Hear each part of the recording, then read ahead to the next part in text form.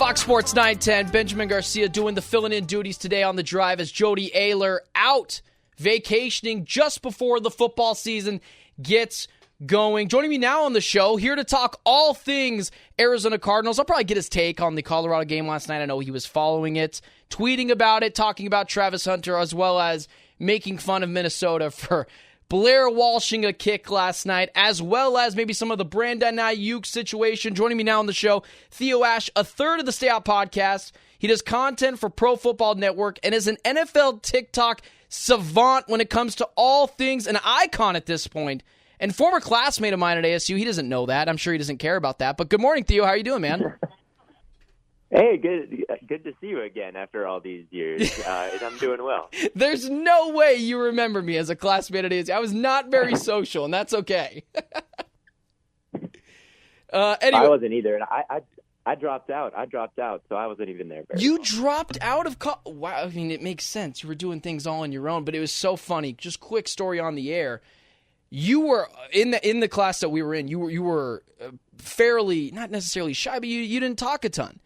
And then I'm the stalker that I am. I'm looking everyone up on social media trying to catch the next person. And this guy's an NFL TikTok savant. He's basically the Chris Sims of NFL TikTok quarterbacks. So it's good to talk to you again, man. Hey, last night we had watched the Colorado football game. I just got done with the take basically saying, I've been hypercritical of Colorado football. I don't love the way Deion Sanders runs a program.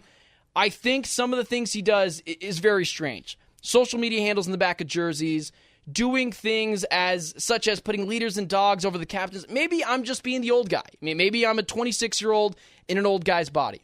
But last night I thought it was pretty disingenuous of people to go after Colorado for beating a team in which everyone just thought was Panera Bread State, when in reality this is an FCS program that is basically the Alabama of the FCS. What is your take on the situation? Are you worried about Colorado football, or do you think, as I did, give them some props for actually scheduling somebody and not playing McDonald's University?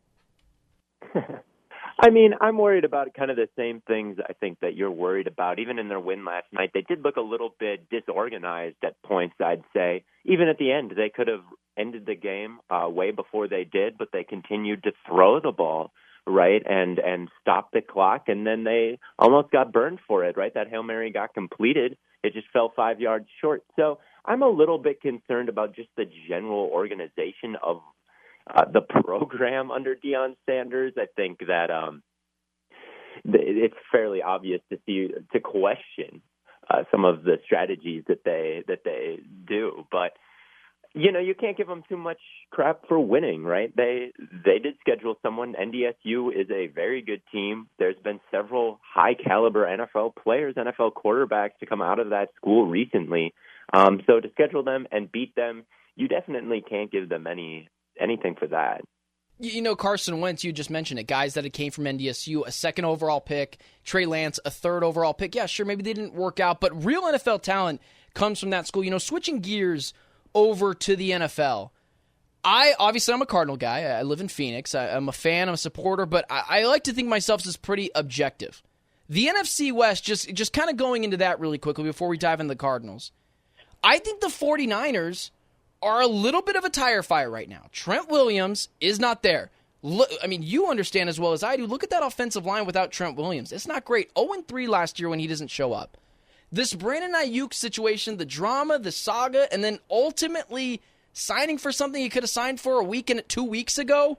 Where are you at in the San Francisco 49ers? Do you think we are due for a market correction in the San Francisco 49ers? Maybe they still make the playoffs. They have so much talent, but maybe not necessarily divisional champs. Am I crazy? Am I being unfair? Or is this a team that you believe that will step up to the challenge once the ball is officially kicked off? I think that they'll step up to the challenge. I think that they might be a little bit worse than they were last year. Certainly, I could totally see regression. However, they can regress from where they were last year and still win the division. They were so good last season that I think they have that room for error. But I don't think you're crazy for projecting someone else to win it. I think it's an extremely talented division from top to bottom. The Brock Purdy thing is interesting. How much of that do you feel like the 49ers know?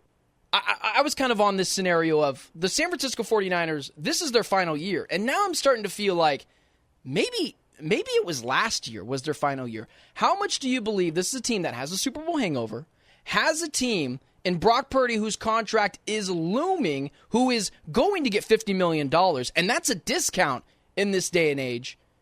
Do you feel like any of that stuff is maybe hindering over them? Like, hey, this really is our last chance. We're not going to have the Avengers assembled again on this team. I don't think it's their last chance. I mean, they were in it in 2019, right? And then they had an epic Super Bowl hangover, missing the playoffs entirely the next year. And then they were able to make it back. Slowly, they rebuilt, gained some talent, and then in 2023, they were able to build a fully functioning, Death Star, and destroy the rest of the NFC. I think that there could be some growing pains next year, but I don't think their window is necessarily closed. And I think Kyle Shanahan is a good enough coach and John Lynch is a good enough GM that even if this specific version of the 49ers with Trent Williams entering his older age, like Christian McCaffrey on the precipice of turning 30 years old, not a great number for a running back. I think maybe the next year or two that, maybe this Super Bowl window isn't as open as it was last year. However, to say that this team can't rebuild or can't get back, I don't know. I think they've shown enough that I'm not going to bet against Shanahan. It's interesting. Totally fair. Let's switch over to the Arizona Cardinals. You cover the NFL at a 5,000-foot level. You are covering every team. You're evaluating quarterbacks. You do a fantastic job on it as well. Theo Ash joining me on the drive here. The Arizona Cardinals were just voted one of the most dysfunctional, or I guess the word is most unstable organization in football. I mentioned you study the NFL at a national scale. According to agents, they voted this team one of the most unstable organizations. How do you view the Arizona Cardinals right now? Post Keim and Kingsbury, are they still seen as a tire fire, which I would have said as well? I would have said they were most unstable organization 2 years ago. Or with the additions of Monty Ossenfort, a real deal general manager, kicking everyone out the door, basically, of note, who was a Steve Keim draft pick, and bringing in JG and establishing real leadership, accountability. How do you view the Cardinals? Is it still the Cardinals of a year and a half ago, or is it different now? I think it's a different Cardinals team under the new management. I definitely would have agreed a couple years ago. And you can't do anything about the owner, right? And I haven't heard always the greatest things about Bidwell. But, I don't know about all that. What I do know is what I see in front of me. And what I see in front of me is a roster that can certainly be successful. Their offensive coordinator, Drew Petzing, is very good. And they've built a ton of offensive talent around Kyler Murray. Like you said, Monty Ossenfort, he is a real deal GM. I don't think that he's gotten fleeced or made a bunch of bad moves or anything like that, and I think they're going to start to see the results of that here soon. I think that they've made good moves. Moving over to more specifically the quarterback position in Kyler Murray, what are your expectations for Kyler Murray this year? Listen, there is no one who is more of a Kyler Murray fan, or as I could be called at times, a truther in Kyler Murray. But I got to be honest, he's still auditioning for the role of quarterback in 2025 here. Do you think Kyler is set for a breakout season, ready to take all the doubters wrong? It just drives me crazy when people on social media or I get it, fragile. He's got the maturity issues that people haven't seen, that he's actually matured a ton. Or when people say, he can't read a defense. I've seen Jason Brown say that before. I've seen people on social media. It's always funny to me when people on social media try to tell me how to read a defense and that a quarterback that's made it at an NFL level can't do it. Where are you at on expectations for Kyler Murray this year? Do you think he's set for a breakout season? Or do you think the Cardinals could be in the Shedeur Sanders, Carson Beck business next year? I don't think so. I think that Kyler Murray is going to show out. And I think that in a more structured offense that Petzing runs, right, as opposed to Kingsbury, who is a little bit more fast and loose, I'd say, Kyler has already shown that he can do a good job. He's lined up more under center, piloted a more balanced attack, I think. And this year, with Marvin Harrison Jr. out wide, and he can start focusing back on the boundary and the sideline again, which is really his strength, I think that we could see a career year from him. I know that, 2021 was so good from him when he was an MVP candidate, then he got hurt. Obviously, durability is a concern, but I do think that he is set up to have his best season from front to back of his NFL career this season with the weapons I see. Looking at the Cardinals from just a bird's eye view, I guess, pardon the pun there, this is a team that I believe it can go 9. I think at their best, I believe this team can be the 7th seed, squeeze into the playoffs, be a 9-8 team. But the one thing that holds me back from this team just being a disaster is the defensive side of the ball. Their pass rush is atrocious. There's no one there, and JG feels good with it. I'm uncomfortable. How much of a hindrance can the Cardinals defense be that I know you've done a deep dive on your TikTok? I watched it. It was very informative. How much of a worry are you on the Cardinals defense this season? I mean, if we're putting our expectations at playoffs, I'm very worried. It was the worst defense in the league last year alongside Washington. Those two were kind of outliers in how bad they were.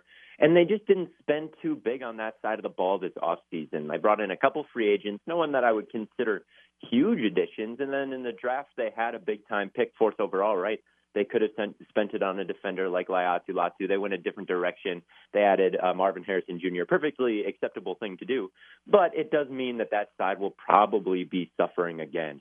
It's very, very hard to make the playoffs with a bottom 5 defense. And when you look at their starting point going into this offseason, plus the additions that they've made, I don't know if they've done quite enough to dig themselves out of that. It'll be nice to have Darius Robinson, right? They did still get a first-rounder to address that side of the ball. He's big. He's strong. He is a grown man.